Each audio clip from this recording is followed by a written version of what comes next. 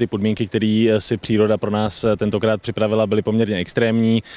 Máme tady poměrně dosti sněhu a samozřejmě závodníci, kterých se v letošním roce postavilo na start opravdu, troufám si říct, velké množství, tak se s těmito podmínkami musí popasovat. Na start se nám v letošním ročníku na tom prvním závodě postavilo zhruba 500 až 550 závodníků právě na ten dlouhý závod, na tu dlouhou variantu, a dnes na ten takzvaný half nebo na tu poloviční trať, tak se nám na start postavilo zhruba kolem 200 závodníků.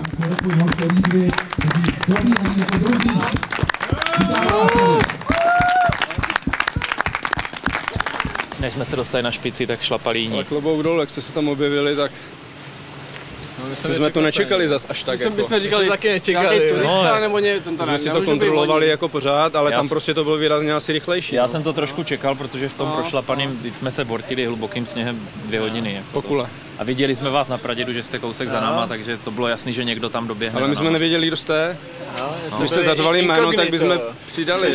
Normálně závodím samozřejmě sám při Ironmanech, takže pro mě je to strašně zajímavá, vítaná změna a je to super. No. Rozhodně mě to strašně baví a vždycky se na to těším. Nebo vždycky, zatím to byl náš druhý společný závod, ale opravdu je to něco jiného, než když člověk opravdu se může spolehnout jenom na sebe a nemá komu vynadat nebo koho povzbudit.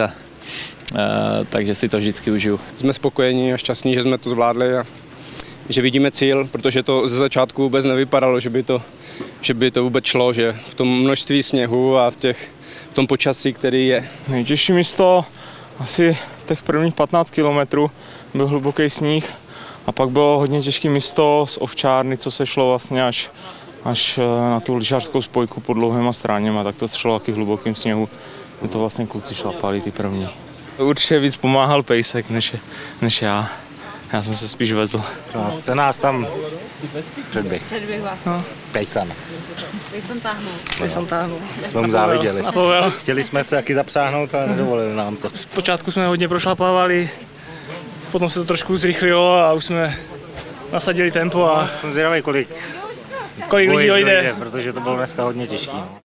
Loni jsme se stali vlastně hlavním partnerem, tato akce se nám velmi líbí, takže v ní dále pokračujeme a stali jsme se generálním partnerem s tím, že se snažíme pomáhat hlavnímu organizátorovi Pavlovi Zitovi ten závod ještě více zlepšit a posunout ho do vyšších kategorií.